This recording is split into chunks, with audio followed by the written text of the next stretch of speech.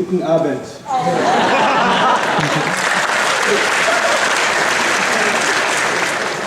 الحمد لله رب العالمين والصلاة والسلام على سيد الأنبياء والمرسلين وعلى آله وصحبه ومن استنى بسنته إلى يوم الدين. اللهم اجعلنا منهم ومن الذين آمنوا وعملوا الصالحات وتواصوا بالحق وتواصوا بالصبر. آمين يا رب العالمين. ثم أما بعد فأعوذ بالله من الشيطان الرجيم. إن في خلق السماوات والأرض واختلاف الليل والنهار لآيات لأولي الألباب. رب اشرح لي صدري ويسر لي أمري واحلل عقدة من لساني يفقهوا قولي. آمين يا رب العالمين. I don't know what you were laughing about before, but I will find out. And I will give a khutbah about it. We'll see it on YouTube. Okay, so I actually only came here because of chocolate. But allegedly there was a lecture also, so I'm here. But alhamdulillah, I was asked to speak with you tonight briefly about the fundamentals of faith, the foundations of faith. And I promise you that I will not make this a long lecture. I try not to. I would rather, as I said in Switzerland when I was here, my primary motivation is to try to listen to you. So I want to actually make the question-answer portion of this longer. And it's not really even about your questions. It's more even about your concerns. And I'm promising you from now, I may not be able to answer all of your questions, but I will certainly document them. My lectures and my talks are actually mostly based on what people ask me and what concerns Muslims bring to me.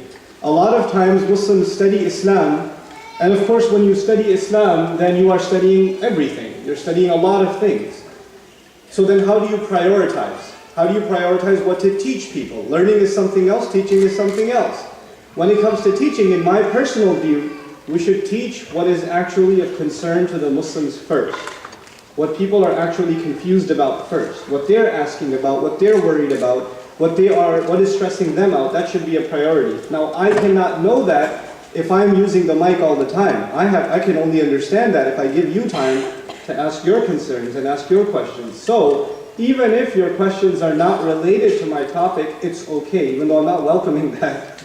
But even if it's outside of the scope, it's okay. Even if I'm not able to answer it, it's okay. At least I know what the concerns are. So inshallah, in a future attempt, I can try to address some of those issues.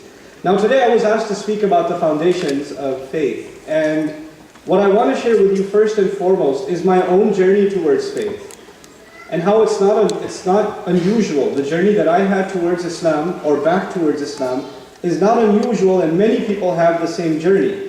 But unfortunately, when they talk about the faith itself, they use very artificial language.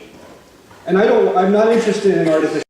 I'm interested in, first of all, how the Quran describes the journey itself. There's actually a description in the Quran of the journey. There's a description of the journey. And there is not one journey. There are multiple journeys. Everybody has a different starting point. Even if their destination is the same, if you started somewhere else, your journey is going to be different from the person next to you. You understand? So the journey is important to understand. And then of course we get to the destination itself and we understand some things about the eventual. Now, as I speak to you, you must be hearing some babies going, which is okay. Don't look at them with angry faces. Those mothers had a hard time coming here. They parked very far from here and they walked a long distance and they have a baby with them and their husband is relaxing on this side.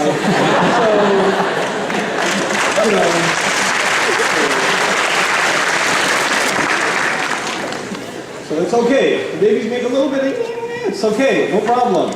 Now if your baby is particularly psycho, then maybe take a walk, something. But otherwise, it's once in a while a little screamy here and there is no problem. And that's also, because alhamdulillah, I have 6 children and they make a lot of noise, so I don't hear anything anymore. Right? I just talk. So now the ayah that I began with. Actually, this is something many of you have heard many, many, many times. And I want to begin with, like I said, my own journey. And when I came to the United States, my upbringing was mostly in the Muslim world, and I came into the United States when I was about 14, 15 years of age. And I went into public high school. And in those 2 years of high school, I did not have any Muslim friends. and you don't get time off to go pray Jumu'ah, and my father was working in the city anyway, so I couldn't go with anybody else anyway. So I did not pray any prayers for those 2 years. Maybe once in a while my dad would take me if the school was off, so we would maybe go to the Jumu'ah prayer. Now before this, I was in an Islamic environment where I was, it was all boys school, all my teachers were Muslim. When the teacher walked in, you said, Assalamu alaikum wa rahmatullahi wa barakatuh. You stood up and you said that. Then the teacher responded to you and you sat down. It was a different environment. But when I went to New York and I went to high school, it was not the same environment. Boys and girls were together. There was no uniform. In some places there was no clothing. It was different. And at first you're shocked and you're disturbed. How can they be like this? Astaghfirullah al-Azim. And you say all that. But you know what? After 6 months, it's not astaghfirullah, it's mashallah. Everything changes. You get used to it, And then you start thinking that maybe the way I used to live was strange and this is normal. That was strange and this is normal. Because everybody else is one way and I'm a different way, so I must be the one that's crazy. So you start, and human beings have a tendency, they want to fit with everyone else. We have a desire not to be different from everyone else. We want to be acceptable to other people. It's a desire that we have. We look for acceptance with our family. We look for acceptance with our friends. Even if you don't say it, you feel it. When you feel rejection, it hurts. So, people start changing themselves. They change the way they look a little bit. They change the way they talk a little bit. And if all of your friends use filthy language, then in order to fit in, guess what? You start using filthy language. If all of your friends make fun of other people, after a while, it's okay for you to make fun of other people. It just becomes part of who you are. And so that happened to me. And a point came where, by the time I was in college, I was around friends who made fun of God, who made fun of religion, who thought religion was a stupid thing. And guess what? I used to think the same thing. I thought the same thing.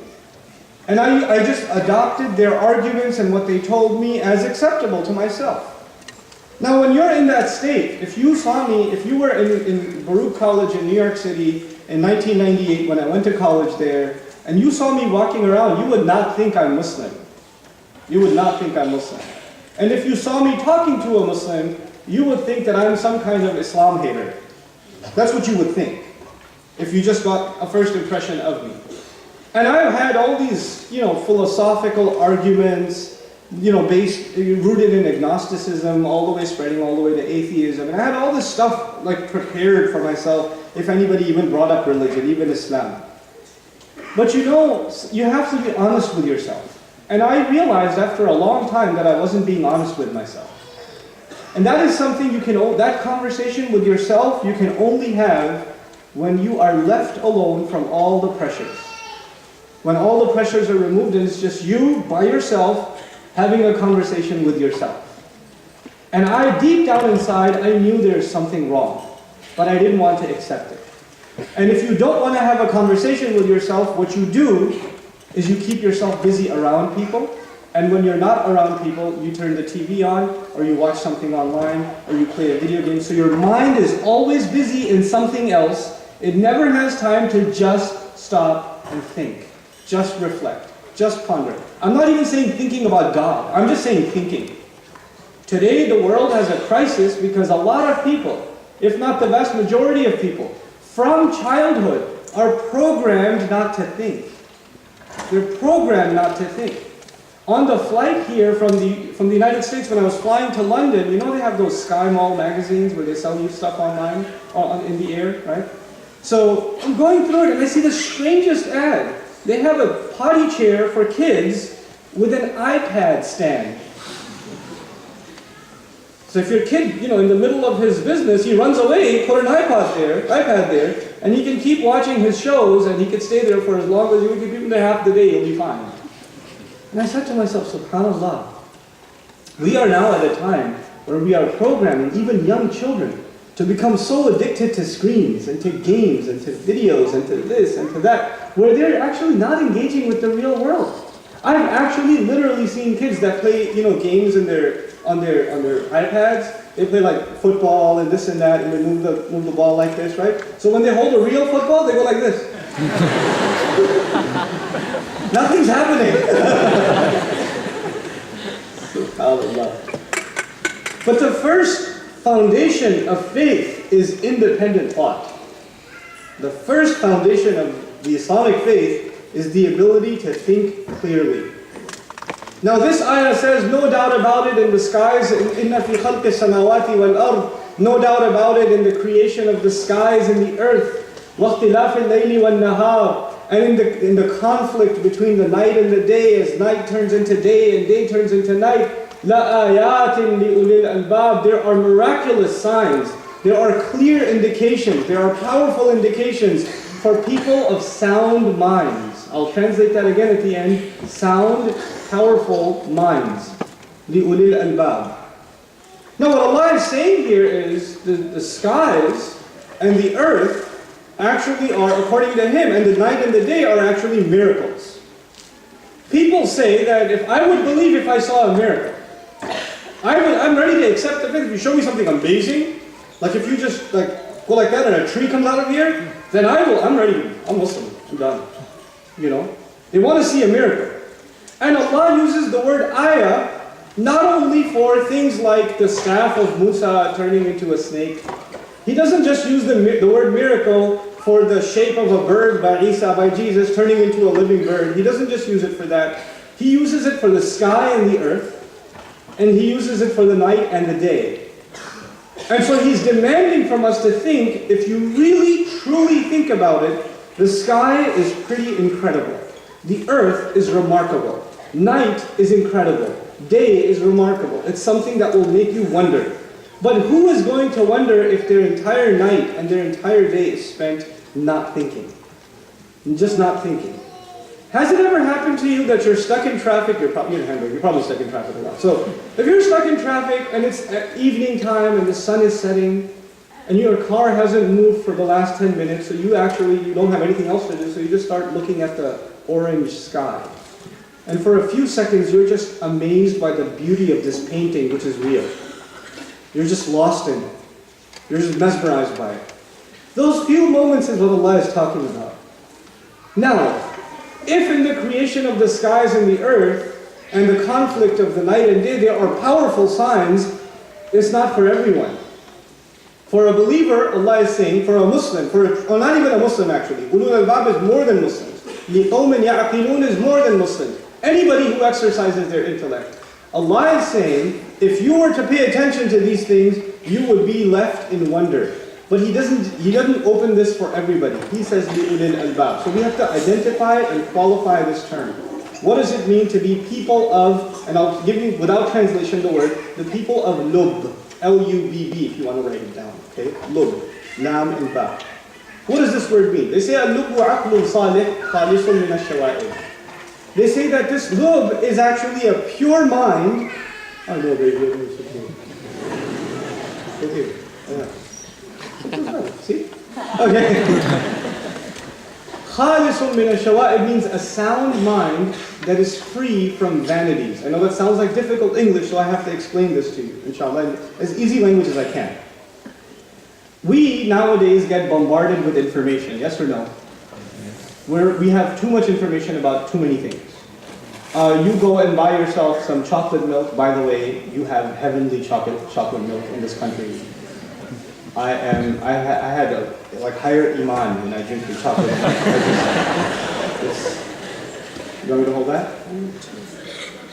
Oh, you guys haven't heard me all this time? Wow. And you just sat there, huh? Just sat there. No protest, no nothing. Okay. All right, fine. So, I was talking about, this was a lecture about chocolate milk. No. So, now what I'm saying is we are bombarded with information. So I refer to chocolate milk because if you turn to the side of the chocolate milk, what do you get? Like 45 ingredients? This percent of this percent of that. There's a lot of information, isn't it? Every commercial, every advertisement you read is information. You know, every movie you watch is a lot of information. Actually, video games are more and more information now. Especially if you play role-playing games, there are so many rules and weapons and sub-weapons and upgrades and updates and trophies. There's a lot of information to keep up with. And of course, cheat codes and walkthroughs. It's a lot of work. It's like a full semester in college. You know, it's serious work. If you ever see kids play a video game, like I remember, even this is many years ago, one of my roommates used to play Final Fantasy, you know the Final Fantasy video games? And I sat there and I watched him play it one time. And he's going through menu, sub-menu, item, sub-item, weapon, this, and it's all in Japanese. And he's still doing it. Whoa! So I asked him, when do you play this? Because you're still in the menus for the last half hour. But that was the game. The game is mostly the menus. You know? So there's a lot of information. Then some of you are sports fans, right? Like we are, we're big sports fanatics in America, except for, of course, football. You're a football fan, right? So like, but you know, American football, basketball over here, probably, you know, football, you know all these teams, you know the athletes' names, you know the contracts, you know how much they get paid, you know which team has corruption charges, you know, all this stuff. You know, all this stuff. There's so much information. Now, information, according to in the Arabic language, information that has no benefit, that actually at the end of the day does not make you a better human being. It is only information for the sake of information. It's fluff. It doesn't really amount to anything. That kind of information is vain. It's useless. And a person of lub actually has a mind that is free from useless information. The more useless information you take in, the less you are capable of processing good information. Now, how does that work? If you eat a lot of bad food, if you eat a lot of junk food, and then you also eat an apple, does that undo all the damage? No. If you want to get healthier, you don't just eat healthy food. What do you have to do? You can call it out, it's okay. What do you have to do? Stop eating. You have to stop the junk food and at the same time eat the healthy food. You have to do two things. If somebody has, diabetes, and they say, well, I'm eating a lot of other food now, I haven't cut down on the sugar, but I also added some carrots to my diet, or, I drink a lot more water now. It doesn't help. You have to cut down on the junk. Now, the same way, if you and I are going to become people of lub, people of clear thought, then we have to start detoxing, eliminating the obsession with useless information. It has to become less. We may not be able to eliminate it altogether because we are in the over-information age, right? So you may not be able to eliminate it altogether, but you have to try to cut it down as much as you possibly can. Now think about this. What do you put up on WhatsApp? What do you update on Facebook? What do you tweet? The things you send out, are they mostly useful or useless information? Is it a cat playing a piano?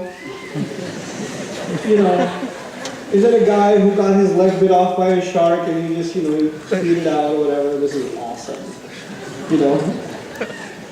Is it that kind of, and isn't that the most popular kind of information? Like if you look at YouTube videos, the most popular videos are the most useless also. Look at it, they're entertainment. They're entertaining, but they're also the most useless. So the world is migrating towards popularizing the most useless kinds of information. And are there educational videos on YouTube? Sure, you can learn to do a lot of things on YouTube, right? You can learn to paint your house, you can learn to knit a sweater, you can learn all kinds of things. How many hits do those things get? Now compare that to cats playing pianos. There's no competition. Human beings tend to migrate in mass towards useless information. Now Allah is saying to us that you are not going to be able to appreciate the sky and the earth as miraculous until you become people that can get away from what? Useless information. Then when you receive beneficial information, it will actually impact you. It won't be a lot of junk mixed with some good food and it's still junk. So here you are, some of you here, you listen to Islamic lectures, or you try to read something about the Quran, or you're trying to learn about your religion, and you're trying to understand more and more, but at the same time, you are also obsessed with entertainment. You're addicted. You're addicted to this stuff. And so you ask yourself, I listen to all these talks. I listen to all this stuff. How come I don't change? How come I don't become a better person? I listen to it, but it doesn't impact me. Well, maybe it doesn't impact you because there's still too much junk going in. Al-ina'u bima fihi yamla, they say in Arabic. The container only gives out what it contains. If you take in a lot of junk, what will come out of you in your speech, in your behavior, in your time is going to be useless. If you take in good things, then what comes out of you is also good things. So the way you spend your time is a manifestation of what you allow yourself to be exposed to, more and more and more. And that's the wonderful thing about today's times. We have choices. I have the choice to go online and watch something beneficial or watch something harmful. I have that choice. It is not even like 30, 40, 50 years ago. It's not like 100 years ago where everybody got the same newspaper. It's not like where everybody had to watch the same channels. There was nothing else. Now we have choice. So now we are even more personally responsible. We can't even say, well, there's nothing good ever on. Well, actually, there's plenty on. It's just a matter of accessing it, isn't it? So Allah has done that for us, subhanahu wa ta'ala. Now, that was the first point I wanted to make. I know, that was hard. Hey, whose baby's on the floor?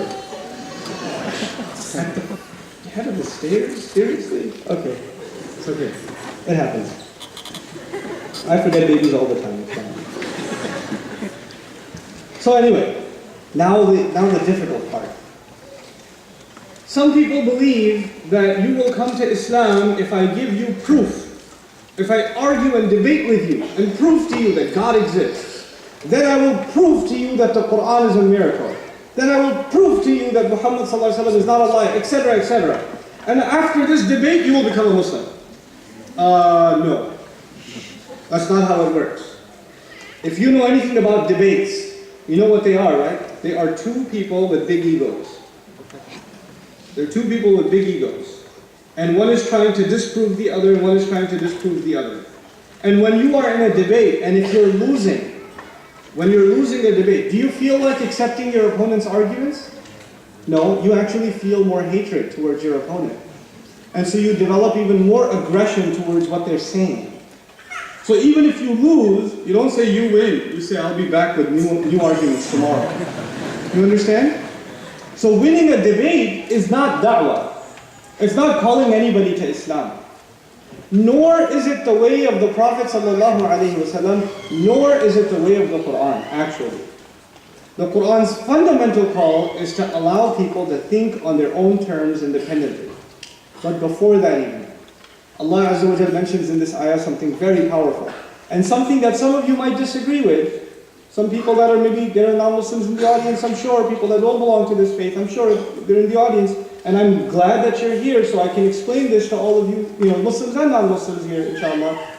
He says the people of sound thinking, الَّذِينَ يَذْكُرُونَ اللَّهَ قِيَامًا وَقُعُودًا وَعَلَى جُنُوبِهِمْ. That's part 1. وَيَتَفَكَّرُونَ فِي خَلْقِ السَّمَاوَاتِ وَالْأَرْضِ is part 2. There are two parts. Allah describes the people of good minds with two parts. Part 1, they remember God.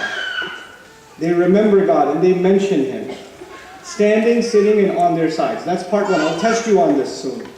What was part 1? Remembering God. They remember God. Number 2, they think about the skies and the earth. They think about the skies and the earth. So the ayat began with the skies and the earth.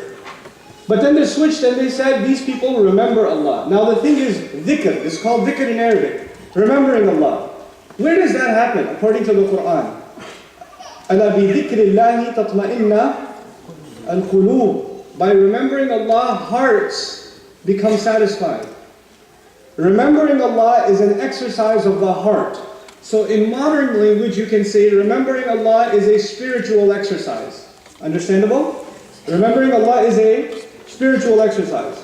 Now part 2, he says, they think about the skies and the earth deeply. They think deeply, they ponder, they reflect. وَيَتَفَكَّرُونَ. They develop ideas about the skies and the earth. Now thinking, pondering, analyzing, is that a spiritual exercise? No, what is that? That's an intellectual exercise, isn't it? So Allah is saying in these ayat that if you are going to be people that discover the truth, develop your faith, then you have to be people that are engaged spiritually and engaged intellectually. There has to be two sides of this. Any one side of this and you will not get it. You will not get it. There are religions in the world that say that their faith is spiritual. And if you ask intellectual questions, they say no. Don't ask those questions. Save your heart, save your soul. Don't ask intellectual questions. There are other philosophies in the world that are entirely intellectual. And if you bring up anything about the spiritual dimension of the human being, then they say that doesn't exist. You can't scientifically prove it. There is no spirituality. There is no such thing as love. It's just some neurons firing in our brain. There's no such emotion like love or feeling closeness to God or these feelings don't really exist. The spiritual dimension doesn't exist. What the Quran is saying is people of sound minds recognize that they were given something spiritual inside them. You don't have to prove it. You don't have to prove the sun is there. It's there. It's obvious. There's something inside you is there that is spiritual in nature. It's the ruh Allah gave you. There's something Allah put inside you that gives you the ability to love others. It gives you the ability to love truth. You like truth and you don't like lies. You like justice and you don't like injustice. You appreciate love and respect and courtesy and you don't appreciate disrespect and injustice and harshness. There's something inside us that inclines towards some things and turns away from some other things. That is something Allah put inside of us. You love beauty and you hate ugliness. You love cleanliness and you hate dirty things. You're inclined away from them. That is something Allah put inside of us. That's a spiritual side of us. Now Allah is saying you have to be people who can remember Allah in all times. يَذْكُرُونَ اللَّهَ قِيَامًا وَقُعُودًا وَعَلَى جُنُوبِهِمْ. Which is the reason I picked this as my basis for the fundamentals of faith. Many of you are university students. Show of hands, university students? Okay, good. A good majority of you are. Okay. It's hard to be spiritual on campus. It's very hard. It's easy? It's super easy, huh? At least one person has it easy. The rest of us, including myself, have a hard time spirituality on campus. There's fitna around you, there's challenges, you're always busy with work. How are you supposed to make time for Allah? Actually, the first act of getting closer to Allah is simply remembering Him. Simply remembering Him. Remembering Him as you're walking from one class to another class. Remembering Him right before you're having lunch. Remembering Him when you look out your window. Just remembering Him, that's all. He's not asking for more. He's just saying just remember. And when you get a free moment, then what do you have to do? وَيَتَفَكَّرُونَ فِي خَلْقِ السَّمَاوَاتِ وَالْأَرْضِ. And they think deeply about the skies and the earth. This is actually one of the great beauties of Islam. Allah says in the Quran, in the Fatiha, He told us that we want to walk on the straight path. Then He mentioned people on one side of the path and the other side of the path. He said, غَيْرِ الْمَغْضُوبِ عَلَيْهِمْ and there are two sides, two extremes. Now if you notice, the people that came before us, one nation before us, emphasized spirituality. Our Christian brothers and sisters, they emphasized spirituality. And our Jewish brothers and sisters, what did they emphasize? The intellect. Allah describes that they became entirely intellectual and their hearts became hard. That's the criticism Allah makes of them. And Allah says you have to walk the path in the middle. What does that mean? You have to emphasize the spiritual and you have to emphasize intellectual. You have to find a balance between those two things, which is very, very difficult. Some of you want to learn about Islam and you read a lot of books. You listen to a lot of lectures, which is all academic, it's intellectual. And you're not growing spiritually, and it's not healthy. And some of you say, I just want the spiritual, I just want to pray, I just want to make dua, I don't want to learn anything. Learning is useless, I just want to pray, pray, pray. That's also unhealthy. You have to learn. Learning is part of this religion. You have to combine both of those things. You cannot let one overtake the other. It is thought and learning on the one hand, and is remembering God on the other hand. Those of you that are active in your Muslim Students Associations, the activists here, the people that are regular in doing da'wah work and all this other stuff, you are the people that learn more than other people, which means you should pray more than other people too. You have to balance that equation. If I'm teaching more, I should be turning to Allah more. Because if I don't, I'll become imbalanced. This people of Lod, these are people that are balanced. They're balanced. You know what you find nowadays? You find people that look very religious on the outside, with their clothing, with their face, with their appearance. They look very, very religious. But in their personal lives, they have deep spiritual problems. They have deep, deep spiritual problems. When they pray, they're not connected to Allah. They just finish and go. They're very quick to tell people they're not making wudu properly. They're very quick to fix somebody else's prayer. Put your hands over here, don't put them over here. You know? Lift your pants like this. Sister, you're wearing hijab the wrong way. Very quick to correct people. But when it comes to themselves, they just recite the words and there's no connection with Allah. It's been a long time since they cried one tear for the sake of Allah. That is imbalance. That is when you emphasize knowledge and you don't emphasize spirituality. And then on the other side, there are people that are so spiritual that just say, forget the world, I just want to remember God. Forget what happens in the world. And that's not Islam either. Allah doesn't let us do that either. We have to find a balance between these two things, and when we do, we get amazing people. When you find a balance between these two things, you get remarkable human beings. Ulul albab. These are the people who can look at life and say, Rabbana ma khalaqta hadha batilan, which are the next ayat. Master, you did not create this without purpose. There's a reason you made this. I see purpose in my own life now. You see a mission in your life. I used to be, my mission before I found Islam, my mission used to be, I want to finish school, I want to get a job, I want to make a lot of money, then I'm going to party. That was my mission. I didn't have a mission beyond that. There are people whose mission in life does not go beyond today. They live their life as though this is it. This is it. What do you want to do? I don't know, have some fun? What do you want to do in life? Nothing. Don't stress me out. I don't like to think about that stuff. Just leave me alone. Let me relax. When you find faith, you realize that the entire universe has purpose, which means you have to have purpose too. Everything about you changes. Why am I studying? What am I studying? How is it going to help me? How is it going to help other people? Everything changes. Everything. You become people with a mission. رَبَّنَا مَا خَلَقْتَ هَذَا بَاطِلًا سُبْحَانَكَ فَقِنَا عَذَابَ النَّارِ. This is the reality of the Quran. And that's the last piece I want to share with you before I take your questions. This, in my view, in my personal view, I am convinced of this more and more every day. The Quran is the only text, the only document that at the same time is incredibly intellectual. If you ponder on it, if you study it deeply, it is incredibly intellectual. And at the same time, it is incredibly spiritual. It combines both of those dimensions at the same time.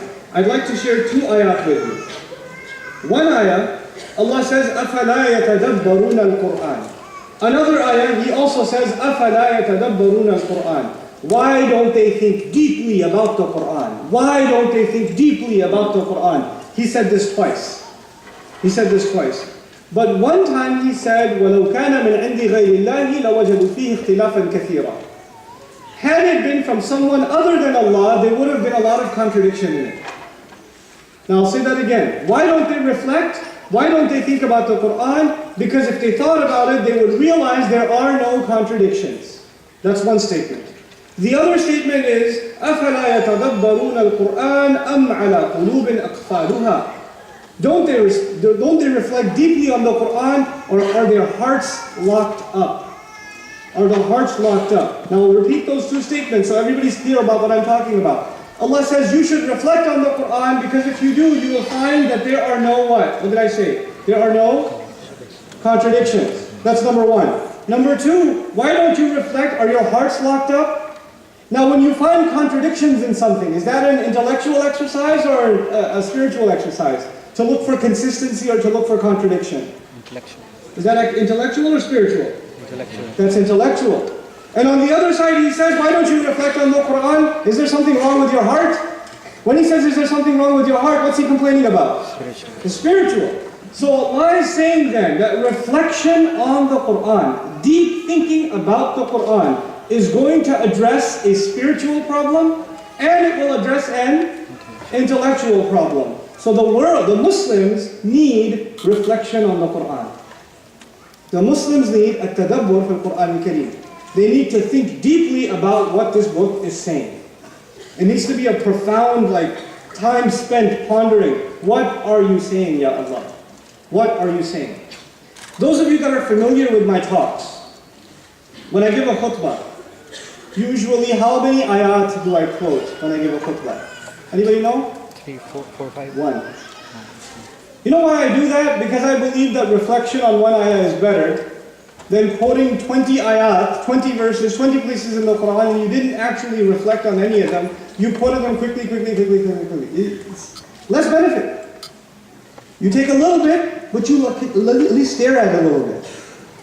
You know, I mentioned this in New York when I was there a couple of weeks ago. When you go to a beautiful ocean, you know, maybe you got a chance to go to California. It's just gorgeous ocean. And you're standing there looking at the ocean and say, oh, that's nice, and you go. Or do you stand there for a little bit and take it in? People sit at the beach just watching the waves for an entire day and they don't move. Because it's beautiful. It requires time. You don't say, okay, now I gotta go to New York and I gotta see the street. I'll look at Times Square for a second and then I'll go somewhere else. You don't do that. You don't do that. Oh, that's nice, and you move on. If something is beautiful, it captures your attention for a while. You stay at it. This is what the Quran deserves. Now, because you're university students, I want to share with you what I believe to be, inshallah, the renaissance of the Ummah. How the Muslims are going to revive not only themselves, but they're also going to revive the entire world. I personally believe, these are my own beliefs, you do not have to agree with them. I personally believe that unrestricted greed and celebrated greed has led the world in a very terrible direction. I believe that because of this greed, major corporations are allowed to run their way, have their way in the world that has created the kind of pollution problems and the kind of environmental disasters. We complain about the environmental disasters, which is just the fruit. The seed of that is greed. Those companies that are creating destruction all over the world, that are polluting natural waters, that are destroying entire farmlands and cutting down trees, all of that is actually a result of human greed. And human greed is something that can only be addressed intellectually, spiritually. You can make all the policies in the world. You can have all the climate change scientists debate the issue all you want. If you don't address and curb, we can never stop greed. All human beings have it. But until we learn to curb it and balance it, this problem will only get worse. The world is now it's standing at a precipice. SubhanAllah. All kinds of crazy things are happening in the world. Bees are disappearing. All kinds of fish are disappearing from the ocean. And people wonder why. And the answers are very clear. To me, the answer is very, very clear. Greed. That's why it's disappearing. There's no deeper answer to this. And I personally believe that the response, the thing that will move humanity away from unrestricted greed, and it will bring them back to being human again. Being human, being decent again, is going to be a renaissance. And we Muslims have an opportunity to bring about a renaissance, and I'll tell you how. I personally believe, some of you, how many people are here in the engineering field? Engineering? I thought so. Yeah, I am in the land of cars. So, anyway. Medical field, the biology field, very good. Chemistry, perhaps. So a lot of you are in the sciences. How about the humanities, like political science, anthropology, sociology, psychology, perhaps? How many psychos here? Very good. I'm very proud, by the way. If you guys are in the humanities, keep it up. And don't stop until you get a PhD. Keep going. Okay. Now, engineering itself is blind. Science is blind. You can study science to produce a solution for humanity. You can also study science to produce weapons that will kill humanity. You can study science and you can further the cause of a machine, of a corporation that runs on greed, and you can help them further their agenda. You can do that. You can also study science to help people that are starving or in desperate need, or create some kind of sustainability in the world. You can do that too. The option is, the science itself is blind. It doesn't have a conscience. Science does not have a conscience. People have a conscience. People have a conscience. I personally believe if Muslims become people that reflect on the Quran, if they can deeply and in a meaningful way reflect on the Quran, then they will have the insights. They will have this, drive to want to take the best of what they learned about this world and use it to make the world a better place. Allah Azza wa Jal in the Quran, yeah, you can clap, it's okay.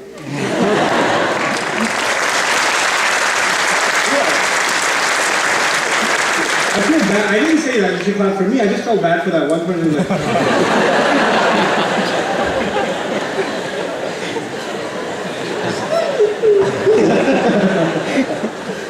So I'm just helping them out. Okay. This is what I personally believe. I want to give you a couple of examples of this.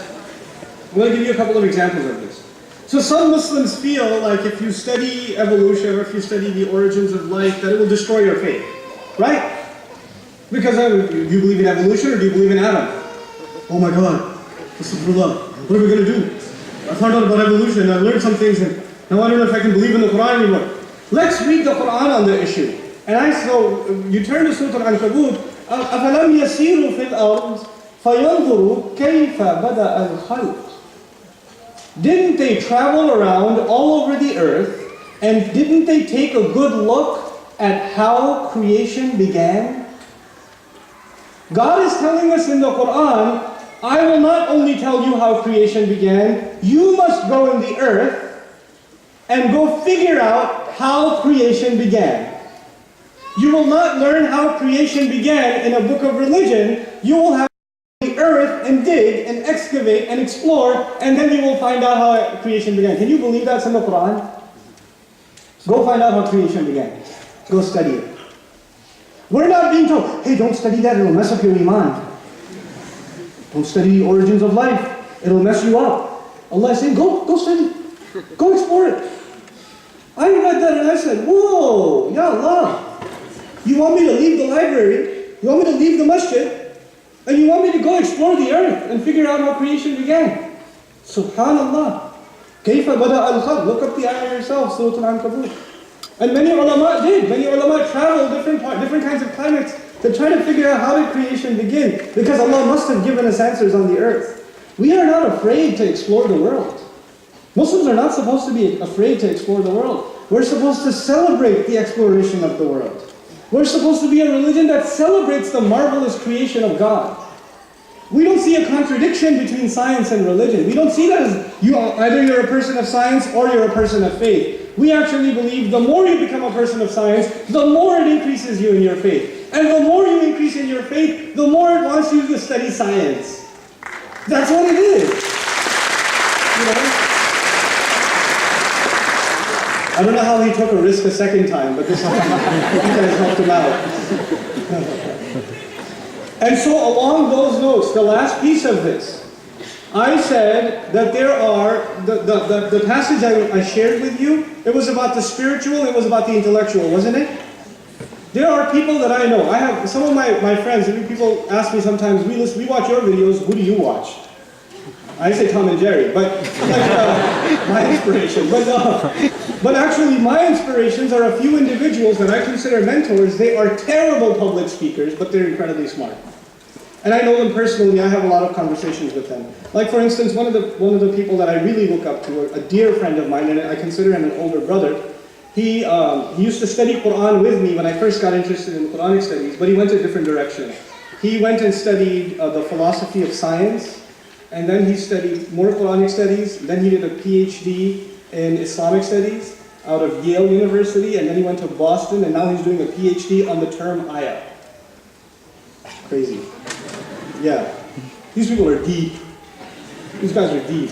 My other friend, who's from Duke University in the United States, just finished his thesis on the faith, the belief system, that the Tawheed belief system of Newton.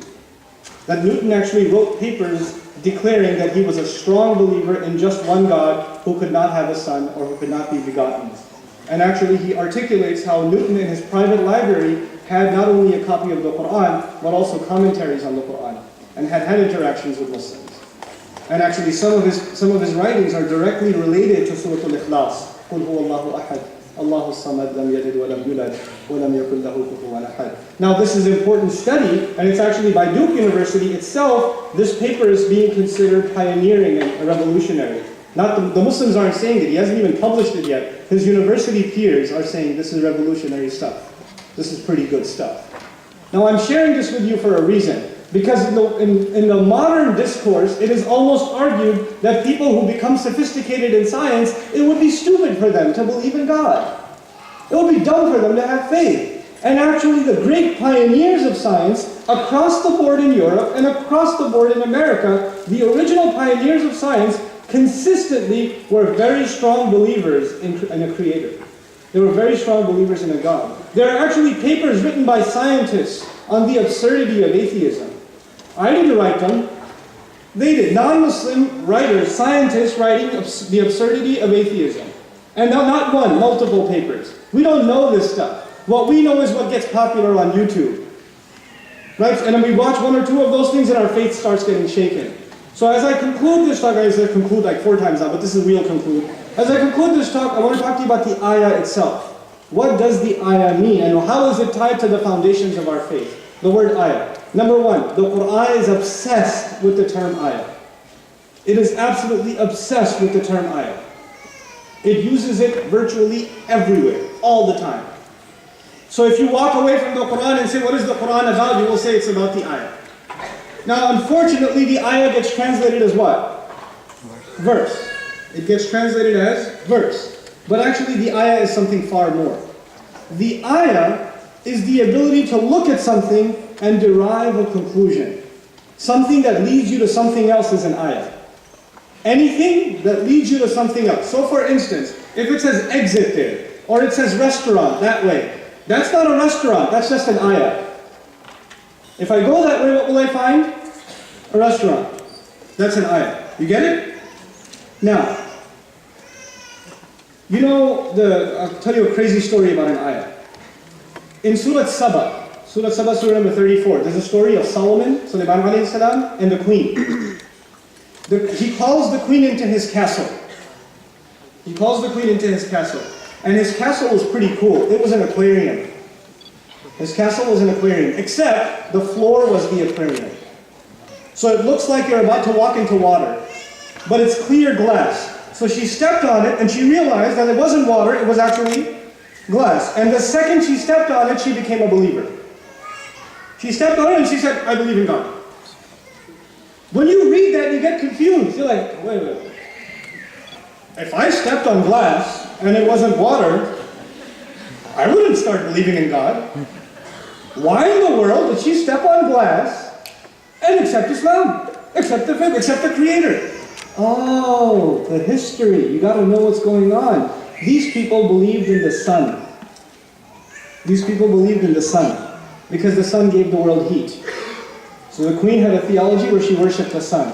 When she saw water, but did she see the glass? No. There is something behind this architecture. I think there's something, but there's something more to it. Immediately she realized, I look at the sun, but there's something more to it. And so she said, oh, I get it. There's a God. To her, that glass floor was an ayah. Just like glass floor was an ayah. Now, if that's the case, the Quran is full of ayat. And these ayat, as I tried to tell you, what do the ayat of the Quran do? The ayat of the Quran say, for example, فَارْجِعِ الْبَصَرْ هَلْ تَرَى مِنْ فُتُورٍ. Look at the sky, turn your eyes, see if you can find a crack. أَوَلَمْ يَرَوْا إِلَى الطَّيْرِ فَوْقَهُمْ. Didn't they look at the birds? Right?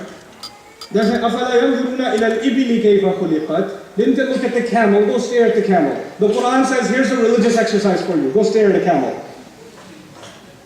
If somebody's standing there staring at a camel in a zoo, you say, what are you doing? You say, ibadah. Honestly. You're applying an ayah of the Quran complaining. Why don't you go stare at a camel? Go stare at a camel. وَإِلَى السَّمَاءِ كَيْفَ رُفِعَتْ وَإِلَى الْجِبَالِ كَيْفَ نُصِبَتْ. Go climb a mountain, go stand at a mountain, just looking at the Alps. What you doing? Oh, just, appreciating the ayat of Allah, engaging in ibadah. That's ibadah. What do we think? Muslims, what do they think worship is? Worship is reading ayat of the Quran. Equally, worship is staring at a bird. Equally, worship is staring at the ocean. Equally, worship is appreciating the beauty of a cloud. The ayat of the Quran force you to see the world around you and find beauty in it. And when you find beauty in it, it reminds you of who pushed you to go there? the ayat of the Quran. So you come back to the ayat of the Quran. Then they push you out again. Then you come back again. Then they push you out again. And they come back again. And ayat are not just about looking at the sky and the bird and the tree. The Quran says look at history. The Quran says look inside yourself, study psychology. Look at your feelings. The love between a husband and a wife is an ayah, so you should explore it. You know? Your history, you should explore it. Your fingertips, you should explore them. You should understand physiology. He tells us that. Actually, all human experience is an ayah. The ayah is a unifying theory of knowledge. The ayah suggests, if we understand the ayah in the Quran, then what we are saying is every human experience can be spiritual in nature. Every intellectual experience and every inquiry of the human being can turn into an ayah. Wallahi, it can turn into an ayah. Nothing will not be an ayah. I was driving on the highway one time when I first understood this concept. I said I have to test this theory. I don't know if everything can be an ayah. How can everything be an ayah? So I was driving, I remember in California, and I was being driven by a bunch of college students. And you know, we have speed limits. We have speed limits. But this brother was driving like it's the Autobahn. And he's just, and I'm like, let's slow down, bro. And then I immediately remembered that's an ayah. Human beings love to rush. That is an entire PhD thesis, the human urgency, the human sense of urgency. Is there an urgency to be, for your turn to come at the post office? For your turn to come in the restaurant? For the waiter to come and take your order? For the light to turn green? For the airplane to start boarding? Is there a sense, when are we going to land? When are we going to land? When are we going to land? When is the movie going to begin? When is this lecture going to be over? You love to rush. Even the car speeding became an ayah. We passed by a billboard. You know, in American billboards, they have these big billboards. They had this big billboard of a family that's, you know, mother, father, children. They're hugging each other. There's a home behind them. And they say, buy the American dream. You know, nowadays it's the American nightmare, but still, buy the American dream. You know, they want you to buy a house, subprime mortgage and all of that, right? But you know, I look at that and I say, how can that be an ayah? That's just a mortgage company selling a house. But then I realize, the human want to having a house. Why do you think Allah gives us Jannah? What do you get in heaven? What does Allah promise in heaven? Mansions.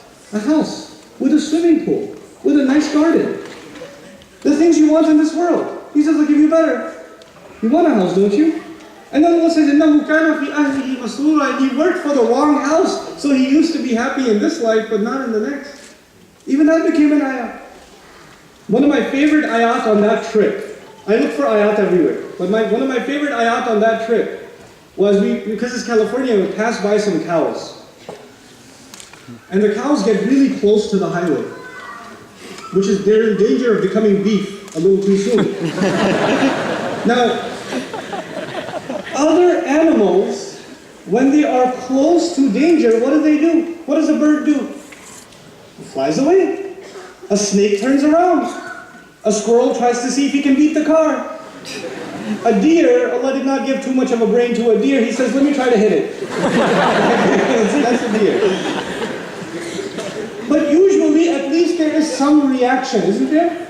Animals have some kind of reaction. But a cow, if you just go right by a cow, what happens to a cow? Nothing. Nothing. The fur on its skin goes, and it doesn't even, like it doesn't move. It does not move. And I thought that was an ayah. How is that an ayah? A cow not reacting, an ayah. Because Allah describes in the Quran, people that keep their minds numb, people that keep themselves busy with music and movies and video games and drugs and alcohol and you name it. One thing after clubs and parties, and they keep themselves busy. They become so numb that they don't realize the world around them. Allah says, أُولَٰئِكَ كَالْأَنْعَامِ بَلْ هُمْ أَضَلُّ. They are like cattle. They don't even realize the dangers around them. They don't even realize what's happening. But they're even more lost. So I look at a cow and I remember what happens to human beings when they're lost. When they're numbed out. all human experience can turn into an ayah. Your mother-in-law can turn into an ayah. Your husband, he's like, I know which ayah Fir'aun. No, I'm kidding. I'm kidding. But, the idea here is that our faith is rooted in looking at the world in a unified way. Looking for positives everywhere. Looking for a way to appreciate the good in things. Because the purpose of an ayah, now this is the end part, again the end part, because the purpose of the ayah is to bring you close to Allah. The purpose of an ayah is to give you some more direction so you can get closer to God, closer to your final destination. That's what the purpose of an ayah is. You know what happened to me when I was in Switzerland? A drunk guy got on the tram when I was in Switzerland. Some of you were there, I told this story. Right? And this guy starts speaking in, I think it was German, I don't speak any. But the fellows that were there with me, they translated for me. He asked, where are you people from? So I turned around and said, I'm from Texas. And he said, Texas? And he said something, and everybody started laughing. And I said, what did he say? And I said, where's your cowboy hat? So I said, no, I'm so... And then he asked me later, he said, please don't do a terrorist attack in my country. That's what he said to me. And I turned around and said, not all Texans are terrorists. I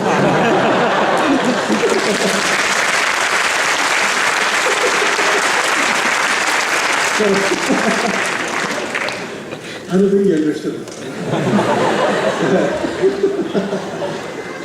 But you know what? Even that was an ayah. Even that was an ayah. I took a lesson from that about how just normal people in that society must be given so many negative messages about Muslims that when they see any person anywhere, they assume the worst of what they have seen must be this person. Right? And when you're drunk, you don't hold back. You know, the Swiss are usually a reserved people. They don't look at you dirty, but they won't say anything. But he was drunk, so no brakes on. So he just said it. He just came out and said it, you know. And I appreciate that he said it, because, you know, I don't blame him, and I'm not angry at him. But I do feel that, man, we have a lot of work to do, because people have created an image of Muslims that just the average person who doesn't even hate Islam, but they're actually afraid of Islam. I feel bad for them, that they've taken something so beautiful, and they've made it into something so ugly, and the reason they were able to do that successfully is because Muslims gave them plenty of reasons to think that way. The Quran is perfect. Our religion is beautiful. Muslim behavior, not so much. We have given them plenty of examples to be afraid of Islam. We have given them plenty of examples to think that we are not civilized. And so when they manipulate that and create fear-mongering among them, then before we get angry at them, we have to clean up our own house. We have to clean up. They will exaggerate. They will never stop exaggerating. The people who hate Islam will hate it even more. We can't change that. And I'm not interested in changing that. What I am interested in changing is us ourselves. We have to show with our actions that those are lies, not with our words. We can issue all the press releases we want. Until we become a people who take ayat and really turn the world around, nothing changes. Nothing at all changes. That is the world. That's the world you have to explore. Some of you want to study Islam. I argue, finish your studies, engage your studies, study Islam alongside the sciences and the fields that you're specializing in, because we need people who can take these sciences. I want political scientists. I want engineers. I want researchers in biology, in neurology, in all these fields. I need the Muslims to be the highest caliber people in these sciences, so that when they reach those sciences, they can show the world that even all of that are ayat. They can show them the world, this is all ayat. But if they don't study this stuff, they won't be able to show the world that these are ayat. If you're only studying these things so you can get a job and make some money, then this is tragic. Then you took something so great, knowledge that Allah is giving you, ayat that Allah is teaching you, and you didn't show the world what it's actually for. SubhanAllah. This year I have 2 students. One of them is a PhD in geology. His wife is a PhD in neuroscience. And they both memorized the Quran. And they studied Arabic, and now they're studying Islamic studies with one of my colleagues, Sheikh Abdul Nasir. And every day when they study a hadith, when they study an ayah, when they study something, they take different notes from everybody else. And I see them, what are you writing down? Well, they write because they've studied something in science that I have no idea, but they see things I don't see. They see things I cannot see. I focused myself on trying to explain the Quran. But as I explain it to you, you will take what I explain and further it so much more because of the sciences that you're going to excel in. You're going to show that Allah's ayat are even talking about what you're studying. This will be the renaissance of Islam in the world. This will be when the world starts seeing things differently. This will be when greed is curbed. When the highest intellectuals of the world see things in the light of the beauty of faith. You know? I pray that Allah Azza wa Jal makes you the generation that really lifts the ummah out of the rut that it's in and brings this knowledge, this beautiful knowledge to light and really lets the ayat of Allah shine so people can again see the world around them as a means of getting closer to their Creator. Thank you so very much for listening to me carefully tonight. I'm going to open it up for questions and answers.